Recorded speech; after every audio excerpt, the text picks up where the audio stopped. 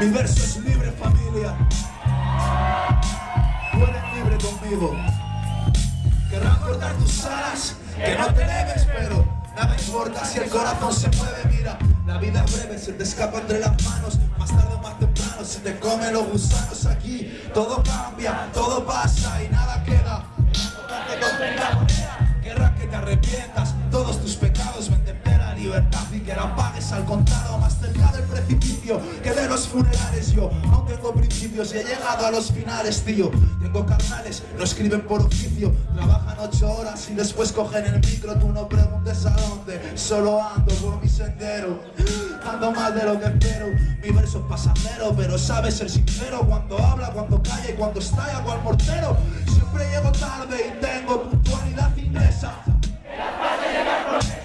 No nos interesa lo que nos venda la tele, no perdemos los papeles por coronas de laureles. Solo pido que no les falte gloria a mis amigos, que ricos se conviertan en mendigos. Solo pido tener siempre el micro de testigo y que mi voz sirva de abrigo para los que viajan conmigo. Siempre llevo en la memoria rimas y estribillos para intentar sacarle al mundo algo de brillo. Sigo siendo aquel chiquillo, regala sus juguetes. La vida enseñó que no se es lo que se tiene y que el reloj no se detiene.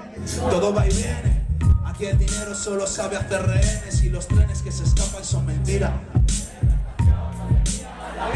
Aquí el mundo gira, hablamos del dinero. El aire que respiras tendrás que pagarlo luego. Ciegos por el ego y por el brillo de ese fuego. Donde no encuentras sosiego, el corazón huye del miedo. Soy como el pájaro que de rama en rama va, cantando su sufrimiento porque no sabe volar. Se tiene que consolar con un cielo lejano y cruel al que no puede volar con sus alas de papel. Mira, no sabe volar, chico, no puede volar. Mira, no quiere